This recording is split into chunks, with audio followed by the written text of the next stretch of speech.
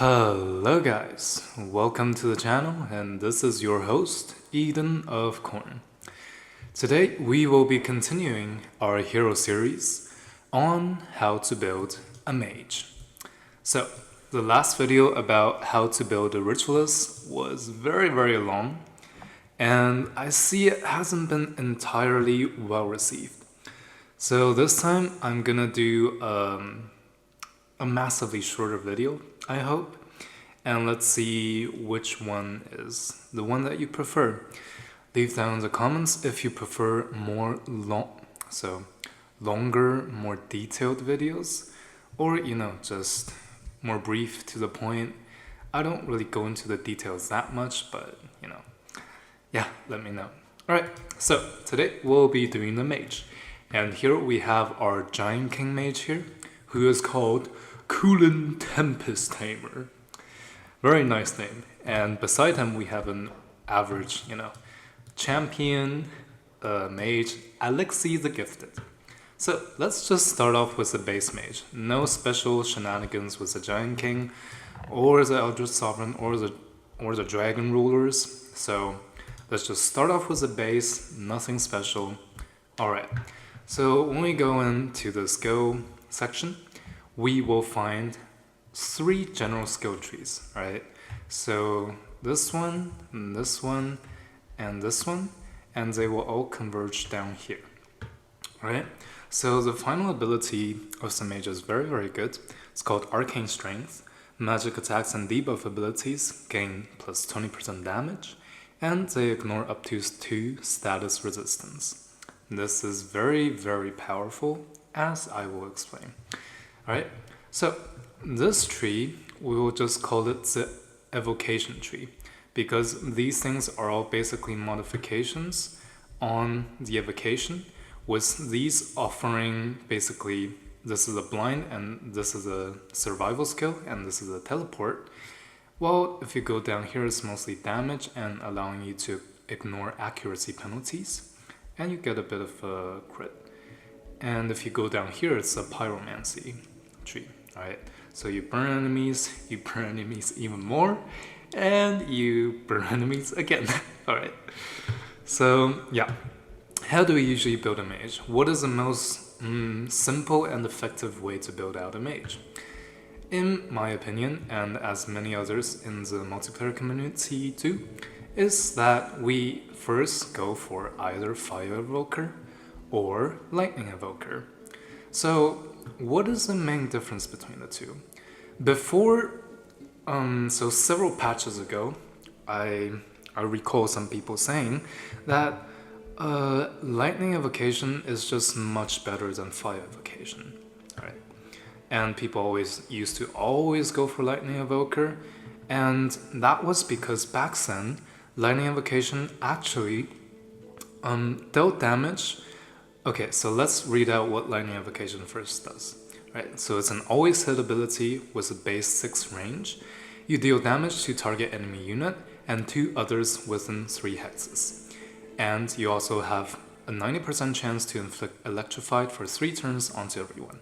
Ignore this dissonance part, it is a special mechanism of the, what's it called? The mystic potential guys, alright? So, this lightning evocation is essentially a chain lightning skill. You deal damage to the target and 2 others. So you deal damage to 3 targets in total, dealing a total of 23 times 3, so 69 damage. Alright? And you inflict electrified. Now, let's look at Fire Evoker. Fire Evocation. Always hit, 6 range, same as Lightning Evocation. This deals damage in a 1 hex radius. So as opposed to the chain of the Lightning Evocation, we now deal damage in an AoE, that's a 1 hex. And we also inflict burning on everyone. Okay, so what are the pros and cons of Fire Evocation and Lightning Evocation? As opposed to before, where we always kind of wanted to pick Lightning Evocation, Fire Evocation is actually much more competitive right now. And why is that? Okay, so basically, let's just click, for example, Lightning Evocation, and then, okay, we always go down the Devastating Evocation, alright? So this basically increases our damage of evocation by a lot. It's basically like a 50-60% increase to our evocation damage, which makes our lightning evocation now deals 35 damage as opposed to 23, and fire evocation from 18 all the way up to 30. Alright?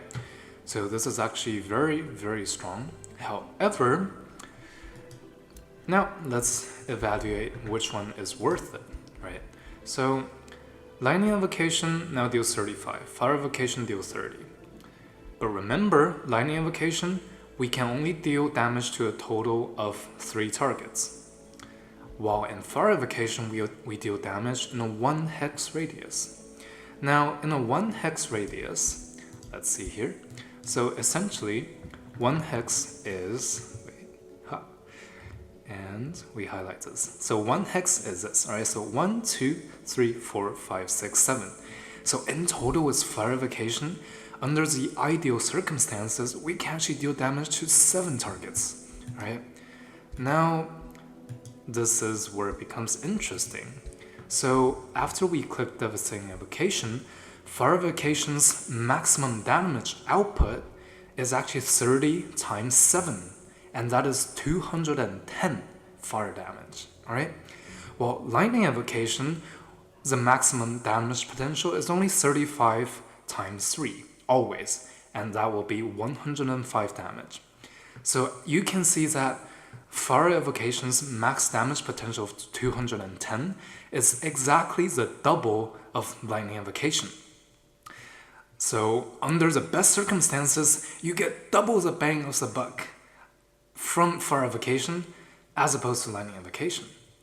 However, the thing is, it is quite rare for you to actually be able to hit 7 targets, all 7 targets in the 1 hex radius. Usually, especially in auto combat, the AI will use it to usually hit 2, 3, 4 targets. So you kind of hit around the 3 targets mark usually.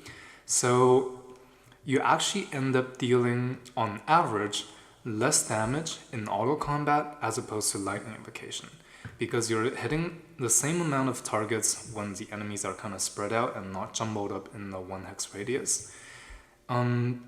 So you're hitting the same amount of targets, 3 targets, as lightning evocation.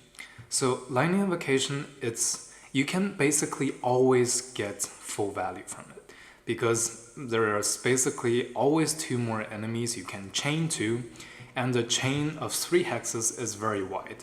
So regardless of how the enemy positions, they can be very spread out, but you can still get full value, the 105 damage from lightning evocation. However, with fire evocation, you require the enemies to group up a lot more, which definitely happens very, very much if you go into manual combats against human players as a multiplayer. As opposed to if you're just playing auto combat and you actually cannot engineer and orchestrate a situation where the enemy clumps up. So basically, much higher damage potential on fire evocation, but since the maximum damage potential scenario is not very reachable in most circumstances, we actually get around the same damage output from fire evocation and lightning evocation. Now, here are some additional things to consider that actually, in my opinion, makes fire evocation better. Alright, so now we kind of established like their damage on average is kind of the same. Fire evocation has higher potential, but lightning evocation is just more stable. It's lower total damage, but you can always get the full value. Alright, now pay attention to this part. We have a cooldown of 1 on fire evocation, while lightning evocation has a cooldown of 2. So essentially, you can use fire evocation every other turn. However, you can only use lightning evocation every 3 turns. Alright? So in a battle that usually lasts 6 turns or so, you can actually use fire evocation 3 times, but you can only use lightning evocation 2 times. So this is definitely something to consider, and it makes the damage potential of fire evocation much higher, and it also makes the average damage of fire evocation higher than lightning evocation because you can use it much more frequently. Right? And here's another thing, a sneaky little get that most people have not been paying attention to. I believe maybe they changed it with the latest update or the second to most recent, but here, alright? So fire evocation, it's categorized as a magic and a single shot ability, while lightning evocation is just magic, alright? And what is a single shot ability? Why is this important? So let's go here, for example. We go for the initiate of order in our signature skills, and then we click condemning strikes, which grants our hero unit Zeal. So Zeal grants our attacks +2 spirit damage, and this not only applies to our base attacks, as in our base magic shoot ball pew pew pew, all right, but it also applies to all of our other attacks. So our magic attacks also benefit from Zeal. Now, Zeal, the damage is doubled against condemned units. So you can have condemned on units as a negative, it's a debuff on the enemy, and then you can deal double damage from Zeal. So you'll deal 4 spirit damage as opposed to 2 on a condemned unit. However, here's where it gets interesting. The effects are increased for single shot attacks. Now, this makes Zeal very, very good on fire evocation because, look here, alright? So now we have lightning evocation. Now watch this. The damage we have here is 41, alright? Because it's 41 because it's not 35 anymore because I have the racial trait, as we will talk about later, to further boost the magic damage output. However, watch this. Now we click Zeal, and boom, watch. Now our lightning evocation, we deal an extra 3 spirit damage. So the 2 spirit damage, the base, has rounded up to 3, alright? Because of our various boost to magic, as we've explained before. So this is +3 damage on our lightning evocation. So essentially we get +9 damage on 3 targets in total. Now let's reset this. We pick fire evocation, and now we go for devastating evocation again, and watch our fire evocation, we deal 35 damage. But now if we click Zeal again, watch this, boom, now fire evocation actually deals 5 bonus spirit damage, as opposed to lightning evocation's only bonus 3. And if we consider this 5 to be multiplied by 7 in a 1 hex radius, we get 35 bonus spirit damage. Now this is actually pretty dang crazy, alright? So things that benefit your heroes, that also benefit from single shot attacks, they benefit extra from fire evocation, as opposed to lightning evocation, alright?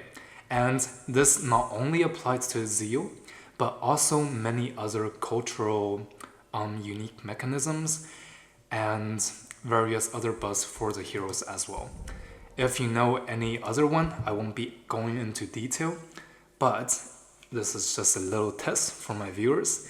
If you can find out any other thing that actually benefits the single shot on fire evoker more than lightning evocation, definitely leave it down in the comments. Let's see if you can get it, alright? So now we have determined, okay, fire evocation is actually, it's actually pretty dang good. You don't have to always pick lightning evocation.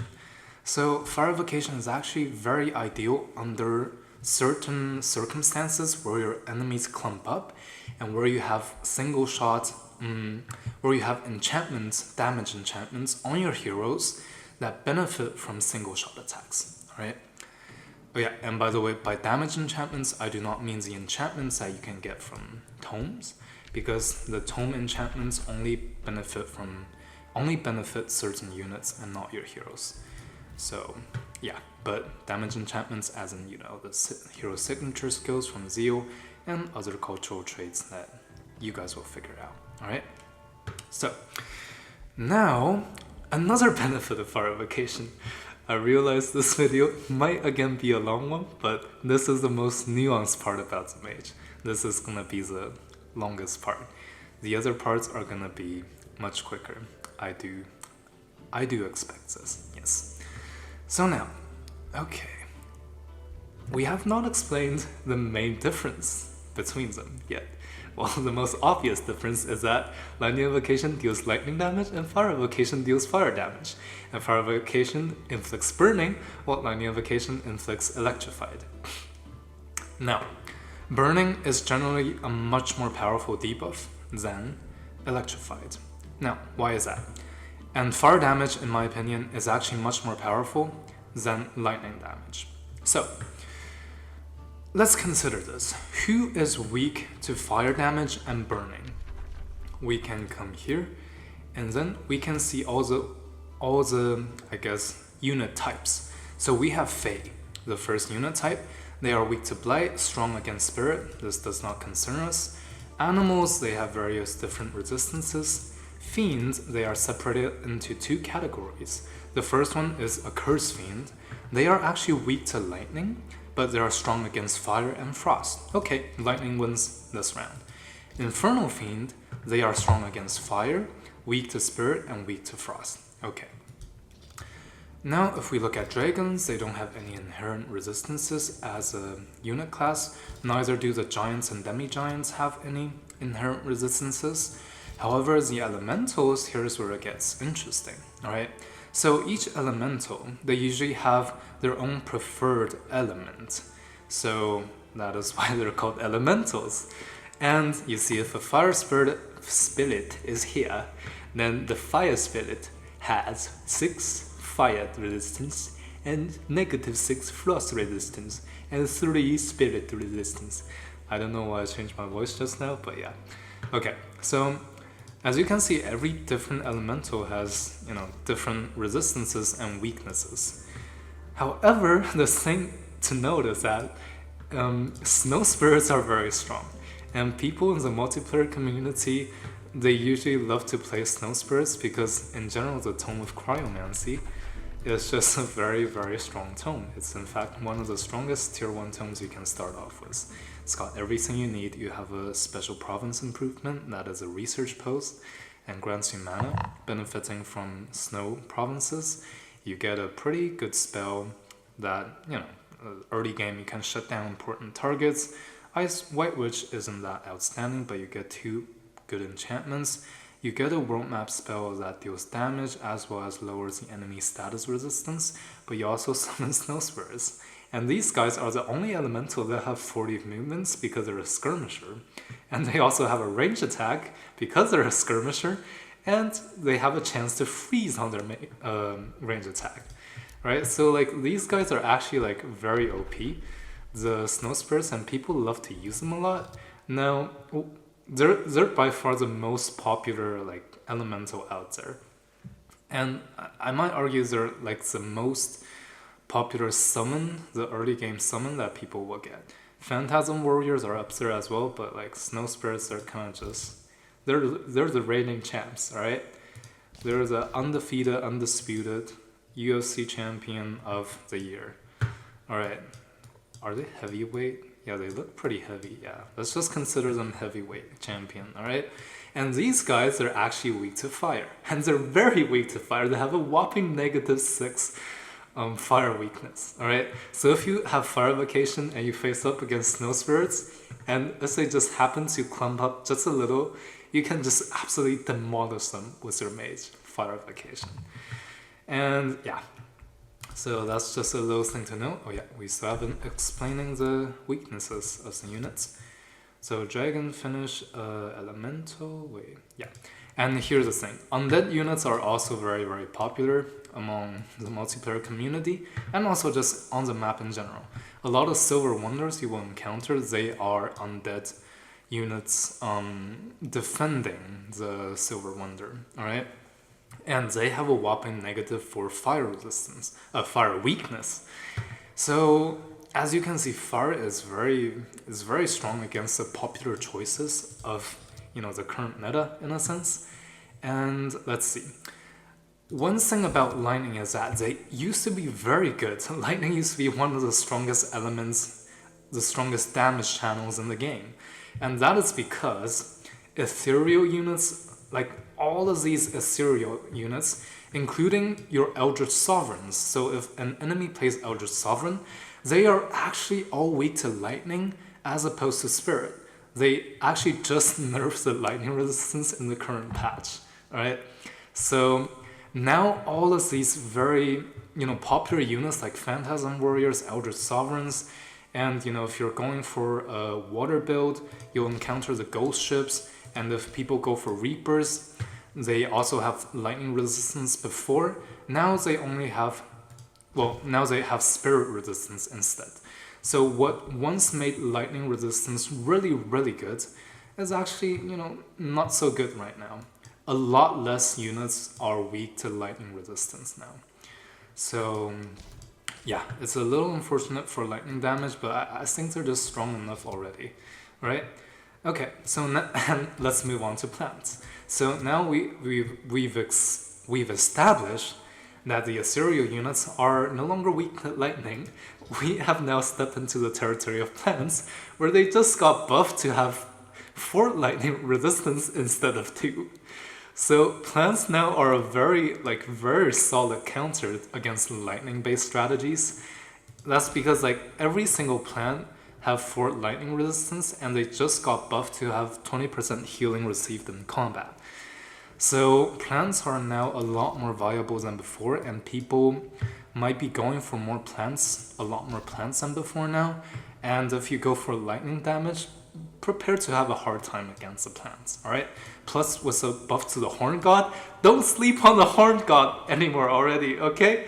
I know the Horn God used to be very bad, but dude's very solid right now. I like it. Okay. Now, ethereal and plants, plants are very strong against lightning. Ethereal is no longer weak, alright? And now if we look at the celestial units, this does not concern us. They usually are weak to blight, weak to frost, but strong against spirits. And now let's look at construct. So construct is one of the only niches, along with the accursed fiends. So only niches where lightning damage actually becomes strong. Along with if you fight on the ocean and if everyone is wet, then yeah. If they're wet, then they have fire resistance, but weak to lightning and frost. Alright? So the Lightbringer and all these guys, they're celestial, but we move on to Construct. Construct has a whopping -4 lightning resistance, and it does cover a significant portion of the unit rosters that are kind of popular in the game.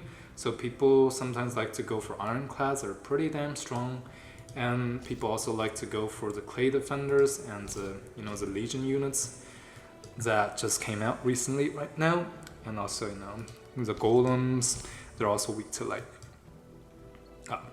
So their lightning isn't bad per se, it's just not as good as before. Alright? And now here's where it comes into play, why burning is so much stronger than electrified. Alright? So one of the strongest unit types or the transformations in the game is actually the Umbral Demon transformation, the Gloom Strider. Alright? So what do the Umbral Demons have? Umbral Demons have an inherent weakness to fire and spirit, and they also have a very unique mechanic called Curse Eater. So what this does is that at the start of each turn, this unit loses 1 negative status effect and heals 10 temporary hit points from it. So this is actually very, very strong. All Umbral Demons have an auto cleanse, and if you have 10 stacks of Sunder resistance, they can actually just cleanse a whole stack with Curse Eater. However, the only way to prevent this from happening is if you inflict burning onto the Umbral Demon, right? So if you have burning, you essentially shut down their entire racial mechanic. This is very, very strong. So yeah, fire damage is very strong against snow spirits, against Umbral Demons, as well as against undead units, which are all pretty dang popular in the meta. While lightning damage got nerfed and they're no longer strong against the meta ethereal units, and plant units kinda hard counter lightning damage now. Alright, so that's the evaluation on the damage channels. And now that I've said a lot about this, fire evocation is actually better, you know? Especially if you have the Umbral layer turned on. And if you're playing something like, you know, Umbral Disciples, that you really want to farm out the Umbral layer, then just definitely go for fire evocation. It's so much better. Alright, so this is our first two skill points that we will invest in. So fire evocation, either fire or lightning evocation, and then we go for devastating evocation. So these are our first two skill points. Now, when we reach, okay, so just go in order with me. Next up, we pick up, wait, let's reset again. Let's pick up fire evocation, devastating evocation. Now, let's go for resistance for more survivability. And then we go for channel power. Ooh, it's a free action that makes our magic attacks gain plus 50% damage in the current turn. Alright, so very, very strongly picks this up. Mages are all about burst damage and area damage. Alright, single target damage, that is the realm of the rangers, which will be presented in the next video. Now, channel power, and now let's go down Magecraft so that our magic attacks and debuff abilities ignore up to 1 status resistance and gain plus 10% damage. Now, more damage is always good, and ignoring status resistance means that we can apply our debuffs, like some 90% chance for burning, much more frequently. Alright. And then we click Magecraft 2, ignore more status resistance and gain more damage. And then we click Distant Evocation. So this is where we can hit enemies from afar, even further than we could before. Alright, so we look at fire evocation now, we have a 6 range, and our base attack has a 4 range. If we click this, fire evocation gets 7 range, and that is very, very far. It's super far. Like, after we hop into a match later to demonstrate, you will see how far like a 7 range actually is. And our base attacks gets 5 range, which is decent. And now we just spec into Arcane Strengths. We gain 20% extra damage and we ignore more status resistance. And boom, here our mage build is basically complete. So basically this is the essence of the mage build. This is what we need for the early game, and let's see. So far we have consumed 1, 2, 3, 4, 5, 6, 7, 8 skill points. So you will get to this before level 8. You will actually hit this, I believe, on level 7 or something. But yeah, this is very strong. Mages become incredibly effective right off the bat in the early game. And due to their massive nuke potential and due to their long range, they actually perform pretty well in auto combat, because people in auto combat, so the AI usually likes, you know, they like to move towards you, but they can't attack you yet. So that allows you to first strike with your long range magic attack and just, you know, take down a significant portion of their HP. And now they have reduced models on their they have reduced models on their units. I'm always confused about whether to call, you know, the models and units entities or yeah, whatever. Alright, but yes, so mages are very strong right off the bat. Before level 8, they are already essentially completed. Alright? Anything you get from here is just the icing on top of the cake. Alright? You just get a bunch of cherries on top of the cake that you're already having such pleasure to eat. So yes. Alright, so now we have a couple of different options. The first option is actually to go down the curse tree. So what curse does is that it's always hit ability. It first starts off as a single target ability that deals a little bit of frost damage.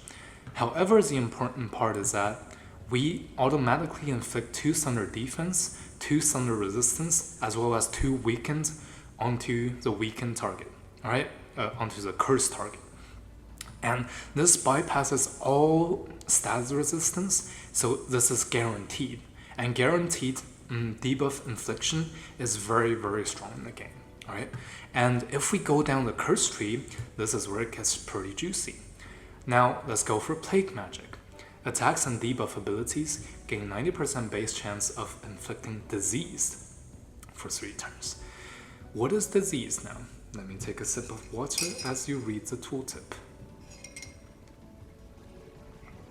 Let me get my little throat candy. My throat is parched again. So, disease. This unit has -4 resistance. At the end of its turn, there is a base 60% chance of its debuff spreading to adjacent units. Alright, so basically, disease very strong if you go for magic attacks. And since we are a mage, we lower enemy resistance and they become very, very naked to our magic. Alright? And okay. At the end of the turn, there is a base 60% chance of it to spread. We have explained this before in the, I believe, the Ritualist as well as the Death Knight hero build. Go check it out. It's pretty solid. And basically, disease, you can inflict a whole enemy army with disease. Once you just inflict, one disease onto one target, it can quickly spread up to, the entire enemy army. And this can essentially make your enemies take like 40% bonus damage from your magic attacks. This is actually kind of crazy. If the enemy does not cleanse the disease in time, they're in big trouble, right? So disease is very good. And you see, this makes our attacks and debuff abilities inflict this. So this also applies to our fire evocation, not only to our curse, which is a debuff ability, alright? Now, let's go down here. Hex of Decay, ooh. Now, debuff abilities, not magic abilities, gain a 90% chance of inflicting decaying for 3 turns. Now, what is decaying? We've spent like an hour explaining why decaying is so strong in the meta in our Ritualist video. So, yeah, basically decaying shuts down any form of healing strategies. And heals are very, very important in the, if you want to play strong units, a strong strategy in the meta. So decaying essentially shuts that down. And the only way you can counter decay is actually not through regeneration anymore. Because regeneration cannot be given to units with decay in the current patch now. So basically, you shut down the entire enemy's healing capabilities, and if they cannot cleanse it, their entire build just shut down, alright? There's nothing they can do about it. You deal so much more damage due to disease, and they cannot heal up, and you just demolish them. That's the idea, alright? And now, we can choose between, okay, so this is, if we go down this tree, we won't be clicking this just yet. Now, if we go down the weakening magic, so attacks and debuff abilities, so it also applies to our fire evocation and base attacks because they count as a magic attack as opposed to a debuff ability here. So attacks and debuff abilities gain a base 90% chance of inflicting weaken for 3 turns. Now, weaken, it's an alright status, negative status effect. It's not as strong as just, like Insanity, Frozen or anything, but it's still good to weaken the enemy's damage output, especially on single model units, yes. So we go for this, and Hex of Disruption. Now this is a pretty dang juicy one. Debuff abilities gain 90% chance of inflicting Disrupted for 2 turns. So what is Disrupted? This unit enchantments are temporarily disabled. So essentially, if people go for a heavily enchantment build, you can inflict Disrupted on them, and all of their enchantments that they've spent all of their effort grinding out the knowledge buildings, doing all the research, and oh, I finally have so many enchantments. You just shut that down. This is so strong. If the enemies are going for enchantments. If the enemies are going for, like minor race transformation, they're stacking a bunch of that, this is useless, right? Yeah, so you have to learn to be adaptable in this sense. You have to watch what your enemies have and then choose what you want to go for. So, now, these 4 skill nodes are all modifications to our magic attacks. So the first 2 are modifications to our magic attacks as well as debuff abilities, while the second layer is only modifications for our debuff abilities. Now, the third one is actually an enhancement and a modification to the base curse.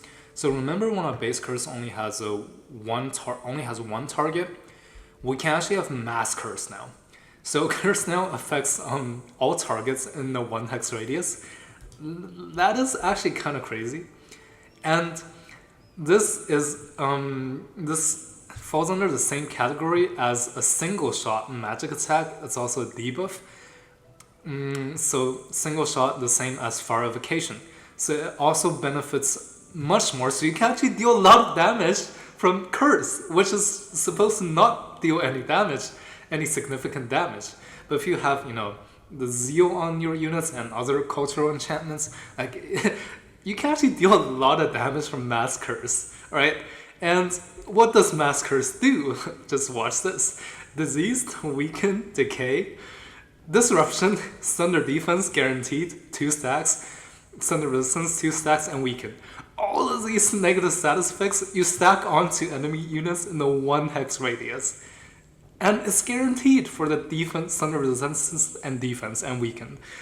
And because we have already a lot of means to ignore the enemy status resistance, even these base, so the base chance, so the non-guaranteed debuffs that we inflict, are going to have a pretty high chance to be, to go through as well. So mass curse is super strong. You can cripple entire enemy armies with this. Now, if we look at Frost curse, you'll realize how it's just underwhelming, right? Compared to mass curse. On its own, it's good, but if you compare it to the kid next door, it's just not as good. Let's see what it does. Curse now deals 30 frost damage. Okay, you deal damage to a single target. That's not important. Curse gains a 120% base chance of inflicting frozen for 1 turn. Okay. 120% base chance seems high, but considering the fact that the targets you want to freeze, the target that you want to spend your whole turn on your mage hero to freeze, is probably a high value target, a high priority target. And high priority targets are usually high tier units. But what do high tier units have? Let's take a look. So low tier units, they don't have any status resistance. But if we look at the high tier units that we want to freeze, they usually come with a base 11 status resistance. So it's a base 69% chance reduction of your negative status effect actually being applied. Now, we do have means of ignoring status resistance, as we've explained before. However, compare this to mass curse, where you can do this to all enemies in a 1 hex radius. Now you just have a chance, you have a 50 to 70% chance to freeze a tier 4 or 5 unit was frozen, and if you fail, that's it. You just have a base curse. This is not worth it, alright? Mathematically and practically speaking, mass curse is always better, alright? I do hope frost curse can be buffed a little. I don't know, maybe make it a guaranteed frozen, or make it to affect actually two targets, like the warlock's buff. But currently it's just not competitive with mass curse. Alright? Okay. So this is a curse tree. So basically, after we finish our core mage tree, we can go for curse. That's the first option. Or the second option is that we can actually just go for more tankiness. So we spend 2 skill points into gaining 3 resistance in total and 5 status resistance. It's a pretty decent trade. It makes your mage much harder to kill and much harder to debuff. Alright? But beware that you are still very weak against physical damage, and usually the enemy charge units will be the main threat to your mage hero, to your backline. So you should definitely supplement more defense through items. But we'll go into the item for section later. Alright? We'll drink some more water. Now, we have not explain the latter part of this little tree too much, but for good reason. All right, so let's take a look here. So after we go for the core mage trees, you could choose to go for Ethermancy. Now this gives our magic attacks and abilities a 60% base chance of inflicting blind. Now, I'll drink water and you can read the tooltip. So what does blind do?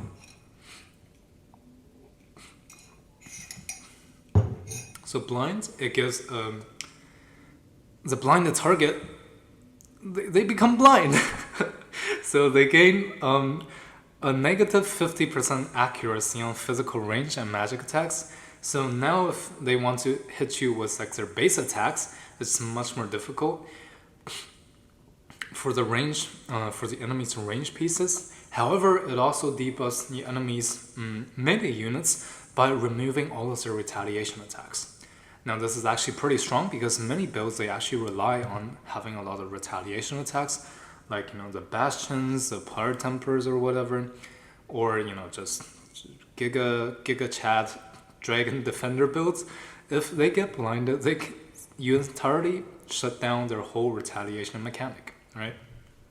So blind is actually pretty strong, but you only have a 60% base chance of inflicting it. Paired up with all the ways we can ignore status resistance, it's not so bad. It's like usually like a 30% chance to inflict on, you know, on every target that you hit with Farification.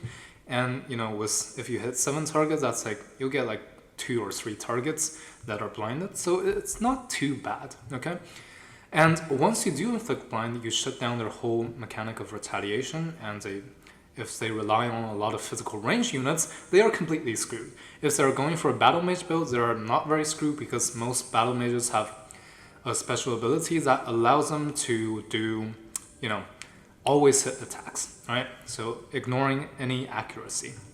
Just like our Farification is always hit, as opposed to, you know, a 90% accuracy on our base attacks with lightning bolts.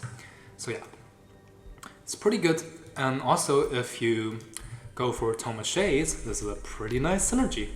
So let's see, where's the real Slim Shady? Who's the real Slim Shady? Alright. And now we see, if we go for the Tome of Slim Shadies, we have Shadow Blaze enchantments, which gives all of these units, our melee units, as well as skirmisher units, their base melee attacks now ignore 50% of the target's defense and resistance against targets that are blind. This is super duper strong. You essentially allow your melee units to deal like a pseudo chew damage against targets that are blind. This is actually very powerful.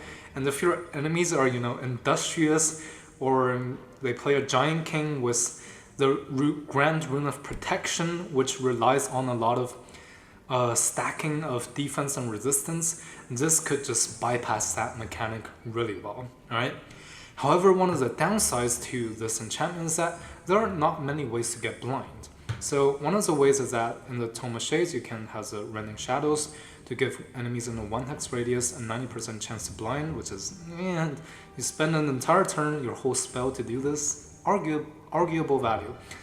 The other way is through Living Shadows. You grant you do a minor race transformation on your race, and then this makes your race gain 10% evasion, so harder to hit by range attacks. And when they are attacked from within 2 hexes, the attacker has a base 60% chance of becoming blind. So when you get attacked, the attacker, the enemies, have a chance of becoming blind. However, if they stay far away from you, then there's nothing you can really do. And I believe the only 2 other options of inflicting blind remaining is through the Slim Shadies. They can throw Shadow Dagger, which have a 90% chance of inflicting blind. Decent. And the other way to inflict blind is that you can actually go for Tome of Winds. You have access to the spell called Dust Storm. This actually grants enemies in a 2 hex radius the fortune of having having 10 physical damage being slammed onto their head. And they also have a 90% chance of becoming blind, right? This is a much better spell than the Rending Shadows from Tome of Shades because it's a much larger radius. So yeah, there are not many ways to inflict blind if you want to play for Tome of Shades. Like, not many ways to reliably inflict blind. It's all pretty chance-based, and if the enemies have high stats resistance, you can't really reliably inflict blind. However, with the mages and with the spellblades, since spellblades, as I explained in my previous video, they also inherit the skill tree from the mage, we can supplement the weakness of blindness, of not inflicting enough blindness onto the enemies with this Ethermancy skill, right? Okay, now we can go down the path of Ethermancy into Displacement. So, mixed feelings about this skill, right? So what this does is that upon sustaining damage from a melee attack, this unit teleports to a random location within 2 hexes. You enter defense mode and you gain evasion, alright? And it only works once per turn. So, essentially, every time you take damage from a melee attack, you basically teleport, right? It works once per turn, but it's supposed to save you from melee attackers like zone of controlling you, because if melee attackers march up right to you, you are in their zone of control, and your fire evocation, for example, you cannot use the skill in an enemy's zone of control. And so you definitely want to move away from them to use this fire evocation. However, it's a full action ability, so if you move, you actually can't do anything. You can't do your fire evocation anymore. You can only use your base lightning bolts, alright? So the idea of this is to, if a melee attacker runs up to you, they hit you and they want to zone of control you to prevent you from using your big AoE nuke, you actually get a chance to teleport away and not be zone of controlled by them, so you can immediately use a fire evocation, the nuke, the next turn.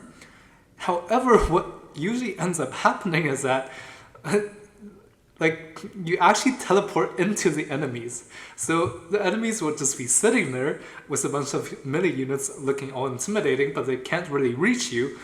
One melee unit barely manages to reach you and hits you, and then you're like, haha, I have displacement, I can teleport away from you. But then you realize you actually teleport into their melee doom stack, and then you're basically doomed, alright?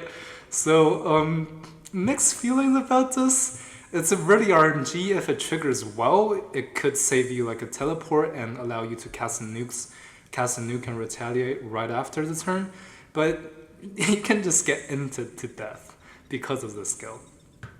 However, you also gain defense mode and evasion upon teleportation, so defense mode is very good in the game, and yeah, mixed feelings, but it's alright, okay? It's decent, just too RNG based. And okay, now let's go down to quick phase. Now, unlike Displacement, this is a purely good skill. This one is golden, alright? So what quick phase does is that it's a free action that allows the caster to teleport to a target hex within a 3 range. We have a cooldown of 2 turns, alright?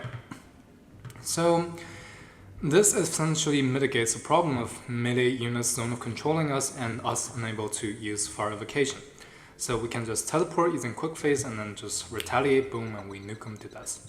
Always useful, superb skill, alright?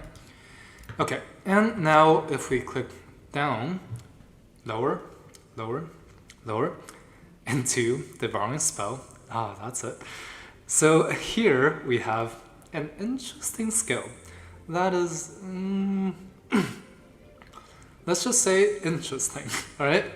So what the Devouring spell does is that it has a base 4 range, or actually I think it has a base, actually has a base 3 range, and it becomes a 4 range because of distant evocation. So the range is very short, and you deal damage, you deal like a 31 lightning damage, which is not much at all. And so the blind is from the magic enchantment, so from Ethermancy, and dissonant, blah blah blah. And okay, so basically this is Devouring spell. The special part of it is that if the target is slain by this spell, you gain 20 hit points and you gain 2 strengthened. And you also refresh all of your abilities and once per combat abilities. Okay. Basically the thing is, the idea behind this spell is that you, for example, use Lightning Evocation, you deal a lot of damage and you leave the enemies at very low health. Oh yeah, and you use Channel Power before Lightning Evocation to boost up the damage further. However, because you can only use Channel Power once every combat, you can use Devouring spell to finish off the lower health enemies, to actually refresh the cooldown of Lightning Evocation as well as Channel Power to do another nuke right after. Alright, so essentially first turn you do Channel Power, Lightning Evocation, nukes the enemies, bring them down to low health. Second turn you use Devouring spell to gain heal up and then strengthen and then refresh all of your abilities. And then the next turn you can do the Lightning Evocation and Channel Power combination again. However, the problem here is, the first problem, right? Refreshing your ability cooldowns is not as useful with Fire Evocation because we only have a 1 cooldown on this guy. So we use Fire Evocation and then we use Devouring spell. Fire Evocation is already, the cooldown is already finished and we can use it again regardless of the reset. That's the first problem. Second problem, the range is very, very short, alright? So usually when you do this, you're actually exposing yourself to the enemies a lot. So 4 range is usually within the range of the enemy charge units to hit you. So if you can hit them with Devouring spell, all of their charge units can hit you back, alright? And if you get hit back by charging units, this is terrible. So if you want to use a spell, you definitely need to have a very stalwart front line to tank for you and not just let you get retaliated right after.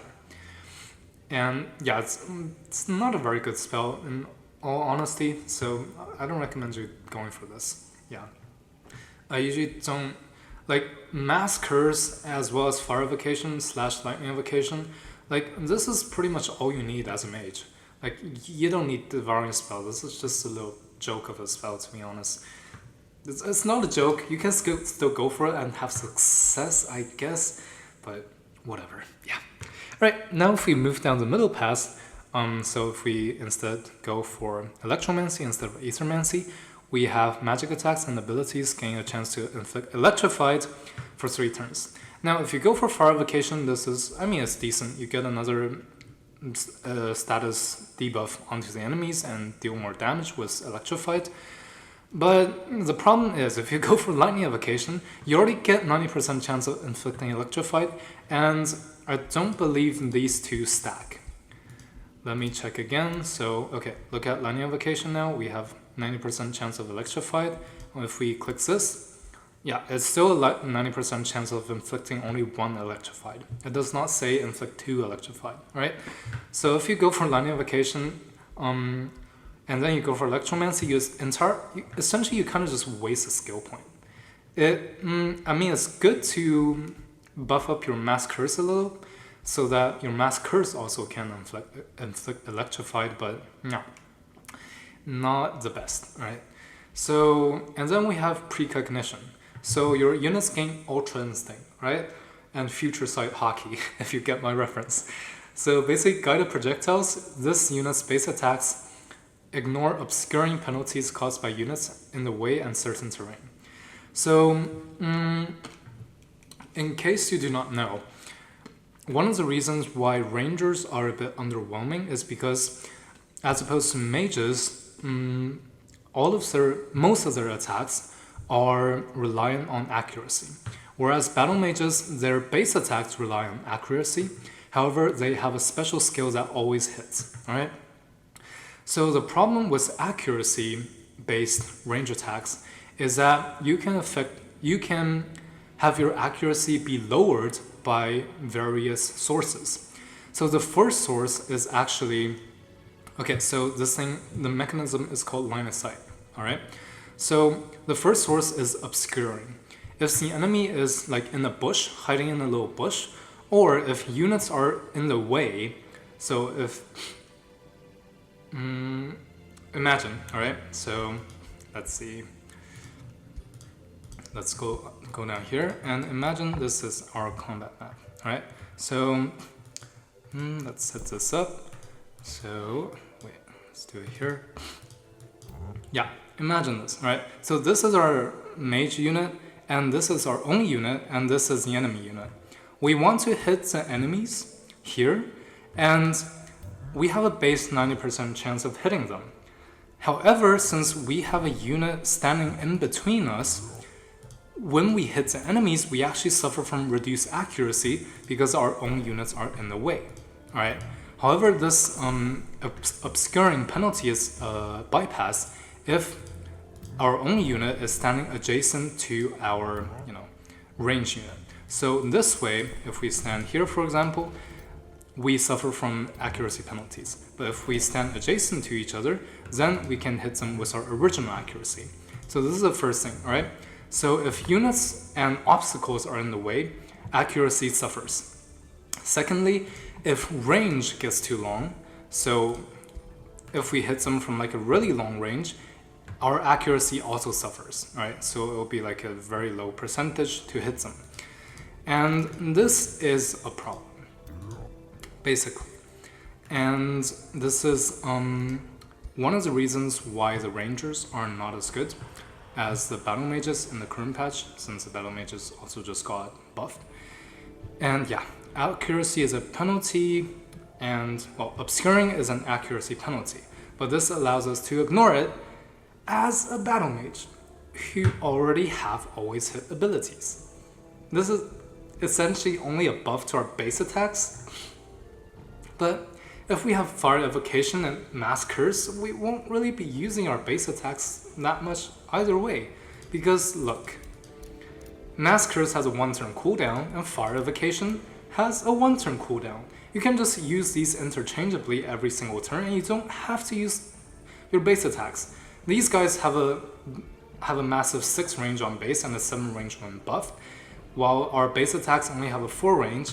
It's always more beneficial to just use Mass Curse and Fire Evocation and never use our base attacks when we have our mage built out. So not very good, right? We don't need this. And now if we go down into Maximize Magic, this grants our magic attacks plus 20% critical hit chance, pretty solid, but plus 20% accuracy, not needed, as we've explained before. So critical hit chance is one of the only multiplicative damage amplifications, as opposed to most other, like these ones. These ones are plus 10% and like plus 20%. These guys are additive, damage enhancements, while crit is a straight up 50% damage increase that is a multiplicative. That is calculated after the additive damage channels are applied. So essentially, whatever damage you have after all of the damage enchantments gets applied, the additive ones, then you boost them another 50% by critical hits, alright? So this is a very powerful buff to your overall damage, but it's only a 20% critical hit chance. And since critical hits increase our damage by 50%, you can think of this as like an overall 10% increase to our total damage. It's alright, it's not amazing, okay? So yeah, and now if we go down the other line of burning stuff, Pyromancy, just go over this briefly, it's nothing phenomenal. Magic attacks and abilities gain 90% base chance of inflicting burning for 3 turns. Same problem with Electromancy. If you go for Fire Evocation, this is entirely useless. It's alright if you go for Lightning Evoker. And if you want to go for, like Umbral Disciples, you want to go into the Umbral Abyss to farm the Umbral people, and you need a way to inflict burning. This is your way of inflicting burning. And Fan the Flames. Magic attacks and abilities inflict guaranteed burning for 3 turns to targets with at least 1 stack of burning.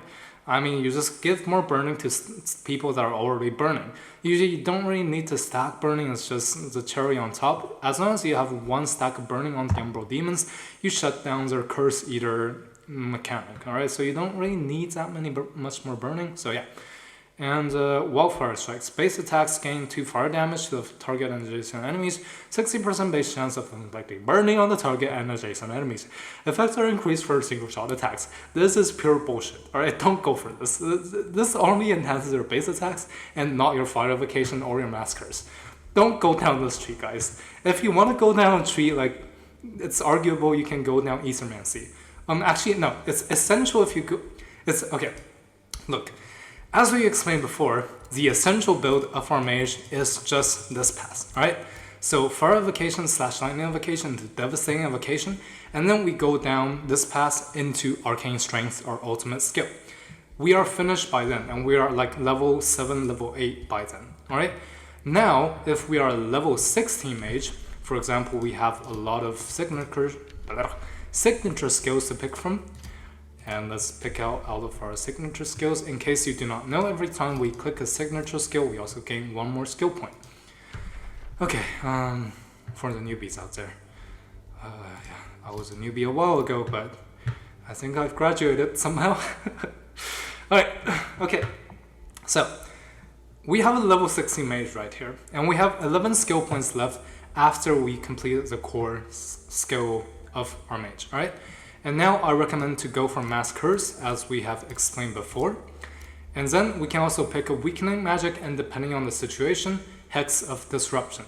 But it is not essential. I actually do not recommend you to pick up Weakening Magic first. I recommend you to, after you go down the Mass Curse tree, that you go down for Ethermancy, and for you to get the Teleport. Because the teleport, as we explained before, is very crucial for you to get out of sticky situations and continuing your fire evocation nukes, alright? So, yeah, basically, this is what I recommend. And you see, we have 4 skill points left. Essentially, the Giga Chaz version of the mage is completed by level 12 to 16. And by level 16, we can get, you know, like Weakening Magic, and at this time it's kind of into late game. Usually the enemies will have a lot of enchantment stack up, so Hex of Disruption will be very significant. And then depending on your fetishes, you can go for more tankiness, or you can go for more kinky Temporal Plague. We have not explained this yet. This is the last stuff available. Alright, apart from the Sundering Evocation, which modifies our Lightning Evocation to like a debuff ability. Not good. We want damage. The damage is better than the debuffs, alright? For this particular case. So yeah, Temporal Plague. This is our last skill node to explain. Finally, I'm about to be done. So, this is an always hit ability with a base 3 range increased to 4 due to Distant Evocation. Now, debuffs the target and all connected enemy units. So this is a debuff ability. It's actually not a magic ability. So things that benefits the magic attacks and not debuff abilities actually do not modify the Temporal Plague. Thing to keep in mind. So what does this do? Essentially, you pick out one target in the enemy, and if they have a bunch of enemies adjacent to them, so if they are in a chain or in a big blob, every single one of them have a 90% chance of becoming stunned, 90% chance of becoming decayed, diseased, and wait, what? I guess the decay rolls double. So yeah, Temporal Plague by itself, you essentially have a 9% chance to inflict stun and decay onto the target unit and all adjacent units, connected enemy units, basically. However, it also gets modified by decaying and diseased. Okay? Wait, actually maybe it does get... It doesn't inflict blind, but what if we click Electromancy? Does it inflict electrifying? No, it doesn't. Then where did it get the extra decaying? Oh yeah, because... okay. Yeah, this is a debuff ability that only benefits from things that modify debuffs. So, like Plague Magic here and Hex of Decay, or Weakening Magic as well as Hex of Disruption, which benefits debuffs, alright? However, things that benefits magic abilities do not benefit temporal plague. Something to keep in mind. I sound like a broken record, but yeah, I was very confused about like all of these, like, wait, magic attacks, debuff attacks, with blah blah blah, when I was a beginner. So hopefully, like by me emphasizing and like reiterating them, you can also gain a good understanding and be no longer confused if you're a newbie. All right. Okay.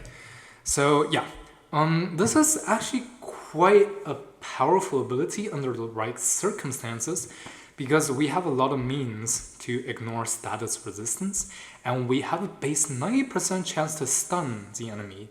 And if the enemies blob up, and like if they're like a bunch of people like in battle, like oh, we want to death ball you into oblivion, and you'll suffer your doom, like in late game, like 18 versus 18 battles, it's inevitable that some units will be adjacent to each other. And sometimes a lot of people, when they play with Tome of Constructs, so right here, where is it? Tome of Constructs. Yeah, so they actually really want to be adjacent to each other, because they can benefit from the various buffs from Tome of Constructs, and like the Link Mines, the companion defense, and all that. Essentially, like if the enemies go for Tome of Construct, it is the perfect tome for you to go against by playing the Temporal Plague ability, because they will essentially have all of their units lined up next to each other, and then you can just give them a 90% chance to stun on all of them. And like with our status effect, with our status resistance ignoring abilities, like we can probably like no, it's a pretty stable like 60% chance to stun them, because they also have inherent status effect resistances, right? So this is actually pretty good, and you actually get to roll double decay, I believe. So you have a lot higher chance to inflict decay. And yeah, if you see the enemies are going to group up and jumble up together, Temporal Plague is actually very powerful. But the thing to keep in mind is that this is actually a full action continue ability. It is not like a single action ability. So you cannot do anything else before you use Temporal Plague. So you can't actually run up to the enemies and then use Temporal Plague. You can't do it then. You can only use a free action to teleport into range and then use Temporal Plague. Only then does it work, alright? However, after you use Temporal Plague, you can actually use another single shot ability again. I don't know, perhaps Mass Curse, but you ideally want to use Mass Curse before you use Temporal Plague to lower their status resistances through Thunder Resistance and Thunder Defense. But I mean, it's your choice. Maybe if you give your... Alright, we should move into the item force section, right? So maybe if you use, a stave, or a staff. Yes, here on your mage, you have a single shot ability that is, it actually deals pretty heavy damage.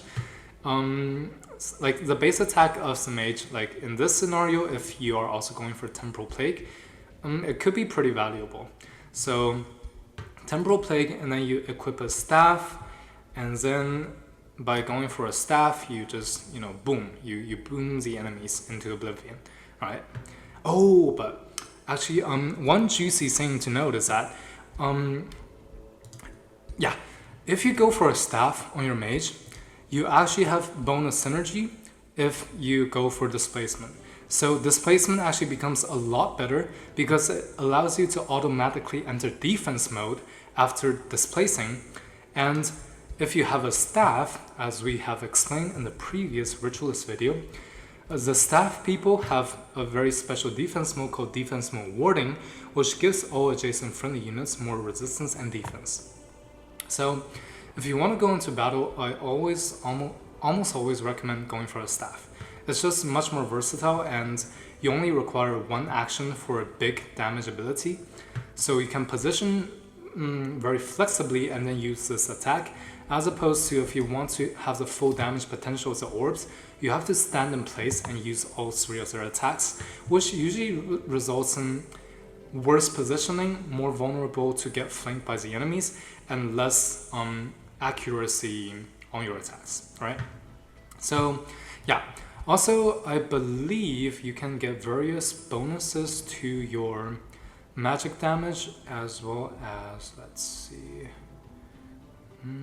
wait, let's go into the item forge. Okay, let's just move down here. Oh, okay, and then here. Yeah, so we can actually give various enchantments to our items, well, various infusions to our items, and a few that I recommend are the Attunement Starblades. If you're not playing Mystic Attunement, this essentially just gives your mage extra damage, alright? So it's a very solid ability, I like it, and I'm not sure if the base attack is actually a correct description, because I believe the Starblades also apply to the magic attacks like Fire Evocation, but I might be wrong. Please correct me in the comments if I am. Okay. It's also pretty good to go for Attunement Fortune to give us more crit chance, more up to 30%, right? And let's see, more accuracy, we don't really need it. Yeah, and we can just give us various bonuses to defense and status resistance, and various type of elemental resistance. So yeah, that's for the helmets. For the torso enchantments, yes, here's where it gets interesting, right? Here's where we can actually by getting 2 Fireforge stones, we can ignore 4 status resistances on all of our enemies just by having this little infusion. Or we can just have a base ignore 2 status resistance on if we equip this item, alright? So we can forge this with 2 Fireforge stones, or we can just get the base one, and then we can actually get more magic damage either through 1 Astral Dew or 20% magic damage through 2 Astral Dews. So the torso is very good for our mage. I usually recommend, if you have good magic material acquisition, go for these 2. So more magic damage, more ignoring stats resistance, and then depending on what your enemy has, go for one of the various resistance types or defense. Yeah. So this is very solid. And then let's forge this one again. Let's just get ourselves more. Wait, let's actually test out the Starblaze and give us, hyper awareness so that we don't get flanked, and more hit points. And then we go for our legs. Legs, yeah, you can, if you didn't go for, one of these before, you can go for Fortune Attunement. You can give the unit very fast movement.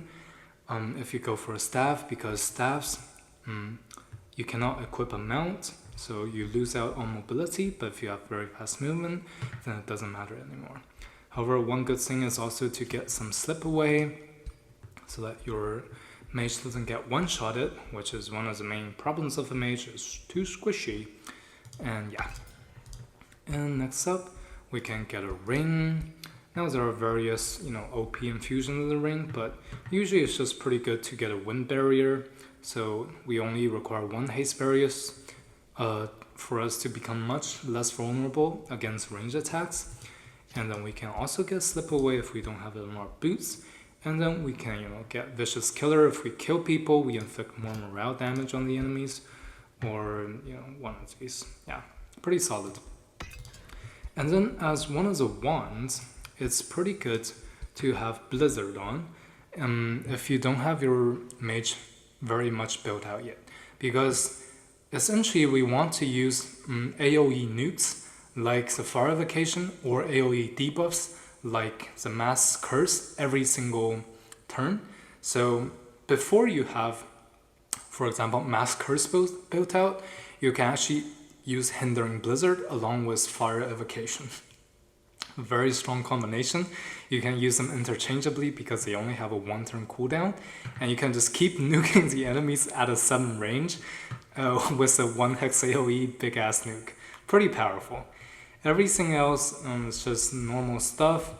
if you go for the Giant Kings, you get access to the rune stones. It's pretty powerful. They count as a magic attack here for the ice one and the fire one, but the rock one, the rock one also counts, as well as the storm one. So every buff that you give to magic attacks, you also give to these guys. And yeah, like magic missile, I mean they're fine. They're just a little tiny base attack. Good for the early game maybe, but later into the game they're useless, right? Okay, my throat is very parched right now. Let's let's finish up this section. I think we're doing pretty well this section. We've explained all of our, build paths again. Let's reiterate, all right? So next up, we're going into the battles, but to finish this off, here, either Fire Evoker or Lightning Evocation, first skill point, second skill point, Devastating Evocation, and then third, Resistance, fourth, Channel Power, fifth, Magecraft, sixth, Magecraft, 2, and then Distant Evocation, and then Arcane Strengths. We have finished our core build, and then up next, we can go for Mass Curse. This is what I like to go for. And then we can, let's finish up our signature skills, whatever. Boom, boom, boom, boom, and boom. Okay, signature skills right here. And then we can go for Ethermancy, for Displacement, and with the extra synergy with defense mode and the staff, as well as Quick Phase for, the versatility. And then we can also choose to go for more resistances. We don't really need to go for this line. And if our enemies go for heavy enchantments, we can go for disruption. And if we get to level 17 and we are facing off against enemies that like to jumble up, then we can definitely go for Temporal Plague. Alright, so yeah, this is a pretty comprehensive build for the mage. I believe this is the ideal build under all circumstances. Of course, you can go for your own creative builds, like by going for Sundering Evocation to synergize with the plague magic. Please feel free to do so, and there definitely could be, untapped build synergies that I just have yet to figure out, And if you have any of those, please share with me, because, this is such a wonderfully intricate game with so many different synergies and just so many goodies to discover. I might have not covered everything, so definitely let me know if you have some better ideas, right? Okay, so that's about it. I'm gonna finish up this part of the video, and the next part will be hopping into the battle, and that will be the end. Yes. Ho ho. Alright, now let's hop into the battle section. As you can see, we have our Giant King geared out here, all tier 4 items, because we'll be hopping into a very, very difficult fight, and it's gonna test the limit of our Giant King. Alright, so now let's actually build him out with regards to the skills. As we've explained before, Fire Evoker, and then we go down this path into the Magecraft, down to Distant Evocation, and finally Arcane Strengths. And now we get our signature skills for the giants. Let's take a look. So critical and damage room is just pretty solid, so I'd usually pick one of these for damage dealing.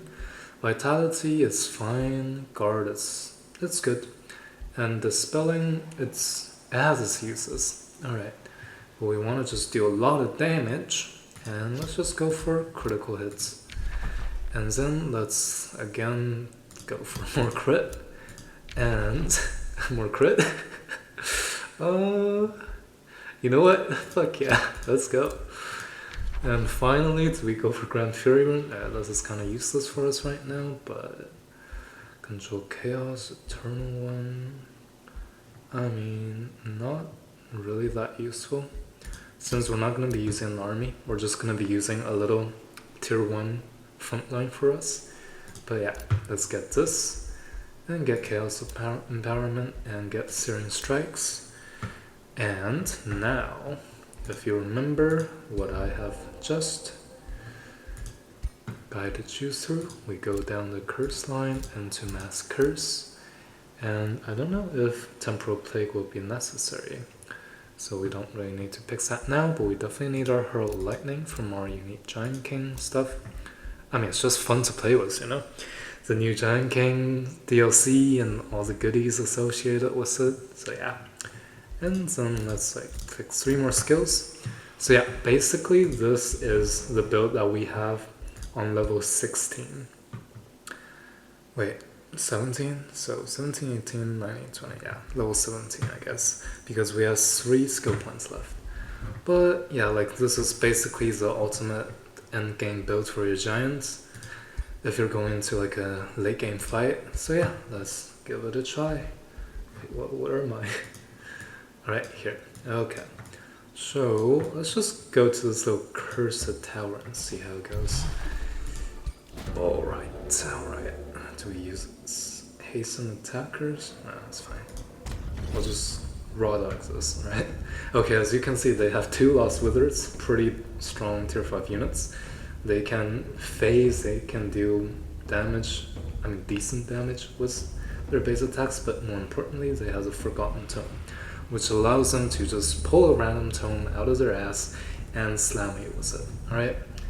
And they have Mage Banes, which they have innate Spelljammer, which makes all of our spells cost more combat casting points. Very strong. And Astral Siphoner, they're kind of whatever, but they do have a pretty interesting special pulling ability. And they have a Banshee, which is just widows that cry over their dead husbands who don't realize they are also dead themselves. Yeah, the model's really cool, like look at this. Like the art in this game is so damn cool as well. I love this game. Anyway, let's move on. Alright, so let's first see what auto combat does, and then if it doesn't work out, we'll manual this. We'll probably die. Yeah, exactly. But let's manually try this and see how it goes. Alright, am I recording? I am. Good. Let's go! Arcane Guard, go! And giant, can you hit someone with this? You can, perfect. But I mean, they are all in defense mode, so it's not the most beneficial thing to do here. But I mean, better than nothing. So, boom. Alright, and woohoo! So much. Wait, not actually that many debuffs. He should have a chance to inflict a lot of debuffs, right? Disease, dissonant. Yeah, alright. Looks good. So now let's punish them with our fire evocation. So we'll use our channel power. Boom. And then now let's just nuke him. Let's nuke him, baby. Oh, nice. Alright. It's not that good, but like, we'll see. Should we use any spells right here? I mean, if we don't, we might lose. I mean, we'll push it, alright? Because spells like, you know, Exalted Champion's kind of busted for a single hero right here, so look, if we are in trouble, we will use our spell. If we aren't, wait, why do we suffer negative morale? I don't know, man. I don't know. Cosmic Barrage. Ooh, and they use the phase. I don't know why they use the phase, but oh no! Wait, what? That was anticlimactic. Okay, Devouring resisted. Oh yeah, they can put my unit into insanity. They're pretty strong. Oh no, my stuff got insane. No. Oh boy. Insane! Oh wait, what? Because, okay, guess what was insane? So, if the dude can't actually reach one of my own units, they will still choose to attack an enemy unit. So, if an insane unit cannot target any of their own units, well, basically by moving around, then insane is the same as berserk, right? So, alright, let's see. Does this guy even zone control me? I don't think so. The dude's kind of weird, not gonna lie. Do we just use curse for a big ass obelisk here? Might be better to just What are they even doing? I think I can even just move around without any repercussions, but oh well. Alright, let's come here. Yeah, dude ain't doing nothing. Cause dude is a refuge, cause he's stunned. Yeah. Alright. Oh, that's a lot of damage. Like what I'm seeing. Or do I move up here? Yeah, I can't do anything because we're in the enemy zone of control. And in case you don't know what zone of control is, basically when you move into, well, these 3 hexes that the enemy is facing towards. So you see this little astral siphon, like see all of these little eyes. Yeah, it's hard to tell where he's actually facing, but he's facing this way. So these 3 hexes will be this guy's zone of control.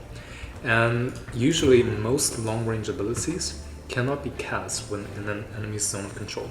So as you can see, we can use our skills right here, but if we move into the enemy zone of control, then we can't. Alright? So what do we do here?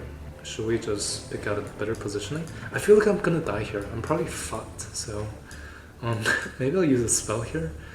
But yeah, if we can hit this guy, it would be for the best. But yeah, what am I doing? Let's draw a PP. Whee. That's a fat PP. Alright. Let's do this. Wait, we can't actually hit them all. We can't have them all. That's what my mother told me. And now, okay. Honestly, this demonstration is kinda underwhelming, not gonna lie, but I mean, let's see. Like, it's certainly not as climactic as like the Spellblade demonstration I've done. But we'll see. And yeah, if you guys have any improvements. Oh, and you see, precisely. So, oh boy. He teleported because of the ability I mentioned before, but he teleported right into the mouth of these astral serpents and he got gobbled up. And now he's berserk and can't do anything. Yeah, that's kinda sad. Not gonna lie. Oh, he's gonna die too. Well, at least he killed. That's a lot of damage. Holy shit. Alright. However, he is definitely gonna die here. Oh wait, but he does have steadfast, so I don't think we need to cast a spell here. We can just keep pushing our luck, right? Okay. Oh boy, how is our little tier 1 here still alive? Luckily we have steadfast. Wait, what? We don't have steadfast anymore? Wait, what? Wait, what? I think I did worse than the auto result. This is so bad. I thought he had steadfast, but I guess the steadfast actually ran out right after I ended my turn, and that was a new turn already. Oh boy. Yeah. Yeah, I guess it's not... Okay, so... Yeah, the honest answer is that mages, they're very strong in the early game. When you... Wait, let's see. Let's rush up a couple of turns here. Aurora to come back. Alright, Aurora is back.